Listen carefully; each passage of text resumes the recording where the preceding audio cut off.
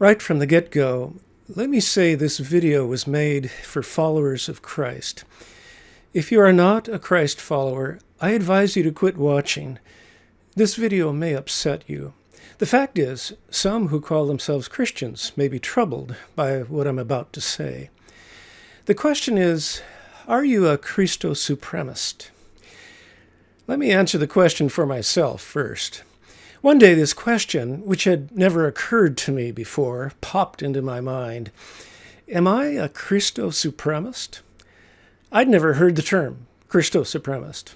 No one asked me this question, and I'd never asked it of myself.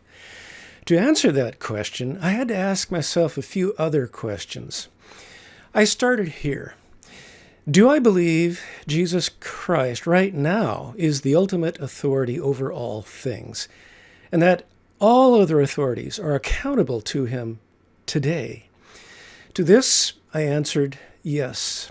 Then came these questions.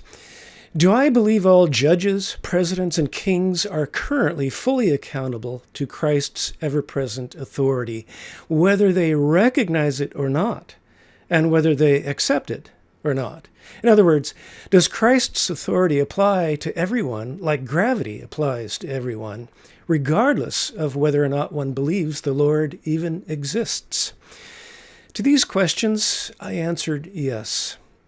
Christ's supremacy over all things, physical, metaphysical, and moral, applies to Christian and non-Christian alike in equal measure. That's divine equity. It knows neither geographic boundary nor ethnic brand. I'm neither a Christian nationalist nor a white supremacist. I'm a Christo-Supremist. But the questions didn't stop there. Do I believe that moral and metaphysical truth is measured and determined by Christ alone? By moral truth, I mean what is right or wrong for all humans. And by metaphysical truth, I mean what is really real when it comes to things I cannot see or touch. Things like the existence of heaven or hell or angels or demons. In these non-Christian times, anti-Christian times, people are throwing Christianity under the bus because of its exclusive truth claims. Christ's word alone is true, and whatever contradicts it is false. That kind of thinking is forbidden in postmodern times. It's offensive. It's deemed hateful. Christianity, therefore, needs to be silenced through public opinion first, intimidation next, and by force when necessary. Christo-supremacy rejects the postmodern notion that so-called truths are equally valid, and that humans create their own truths to suit. For spoiling this game, Christians are increasingly the hated ones. Regardless, I answered the question about truth being measured and determined by Christ alone in the affirmative. I am a Christo-Supremist.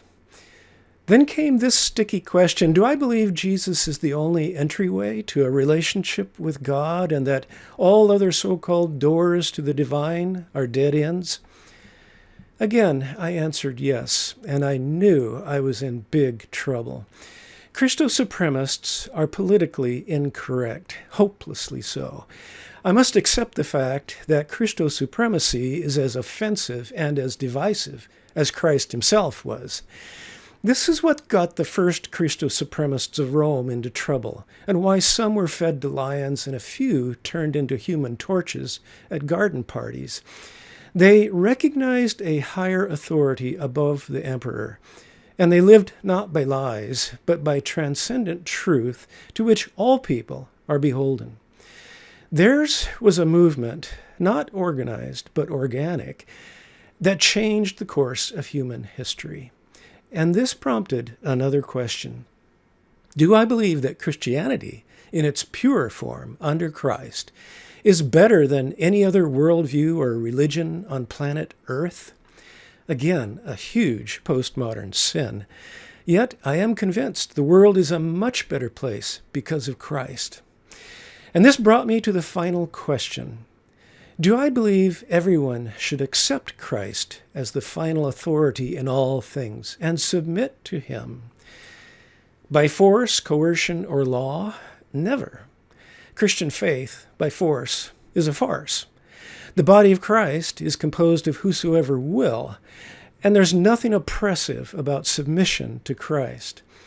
Yes, Jesus is Lord of all. Even the devil knows this, and he trembles, but he doesn't submit. So I ask you, are you a Christo-Supremist? You might want to think about this a bit. It's better to cross this bridge now than to be confused later and to lose your nerve. You may be asked this question in court someday. The fact is, you're already in the court of public opinion. But the court that really counts is yet to come, the final judgment. Are you ready?